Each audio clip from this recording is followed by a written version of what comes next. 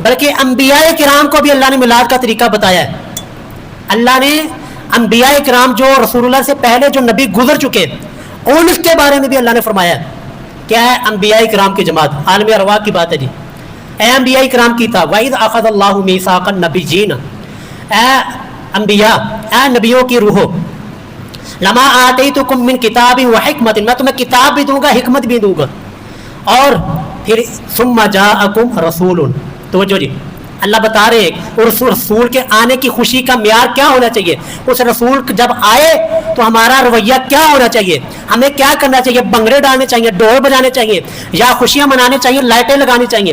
اللہ کیا فرماتے ہیں اپنے نبی کو، اپنے نبیوں کو، اے نبیوں میں تمہیں کتاب بھی دوں گا، حکمت بھی دوں گا، تمہیں نبوت بھی دوں گا، رسالت بھی دوں گا. ثم جاءکم رسول، پھر تمہارے بعد ایک رسول آئے گا. تمہاری ذمہ داری کیا بنتی ہے، کیا تم نے کرنا ہے، کیسے اس نبی کا میلاد منانا ہے.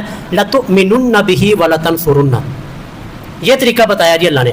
یہ ہے قرآن کا طریقہ کہ جو اللہ نے نبیوں کو بتایا ہے کہ تمہاری زندگی کے اندر اگر وہ نبی آ جائے تم نے اپنی نبوت کو چھوڑ دینا ہے، اپنی رسالت کو چھوڑ دینا، اپنے اوپر نازل شدہ کتاب کو چھوڑ کر لَتُؤْمِنُنَّ بِهِ، اس نبی کے اوپر ایمان لانا ہے. وَلَتَنْصُرُنَّ، اس نبی کی تم نے مدد بھی کرنی ہے. یہ ہے جی میلاد منانے کا اہل توحید کا طریقہ. اہل توحید یہ گلیاں سجا کر اور نعرے سجا کر نبی کی مخالفت نہیں کرتا.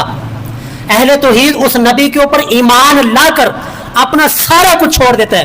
ہم بھی اماموں کے مقلد رہے ہیں. امام ابو حنیفہ رحمہ اللہ کی تقلید ہم نے کی ہے، حیاتی گروپ کے ہم ممبر رہے ہیں.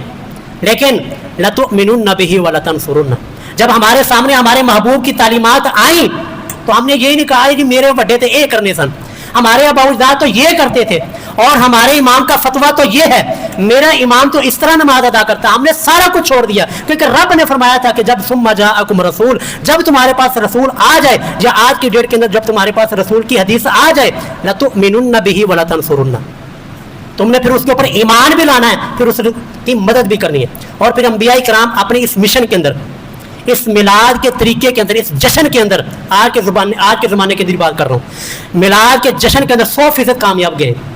دیکھیے جی، آدم علیہ السلام ہمارے محبوب صلی اللہ علیہ وسلم کے جد امجد ہے، حضرت ابراہیم علیہ السلام ہمارے محبوب کے جد امجد ہے. لیکن معراج والی رات حضرت آدم بھی پیچھے ہیں، حضرت ابراہیم علیہ السلام بھی پیچھے. انہوں نے نہیں کہا کہ جی مجھے رب نے خلیل اللہ بنایا ہے. حضرت عیسیٰ نے کہا مجھے رب نے روح اللہ بنایا ہے.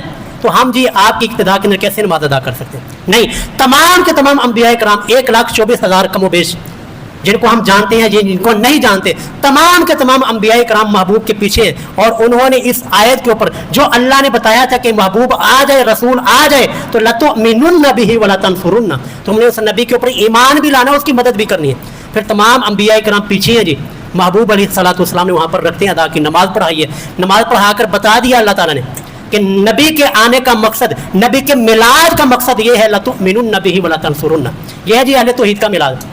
اگر آپ سے کوئی کہے تو اسے میلاد نہیں منانے، اسے کیا ہم میلاد وہ مناتے ہیں، میلاد کا طریقہ ہم وہ اپناتے ہیں جو ہمیں رب العالمین نے بتایا ہے. آئے جی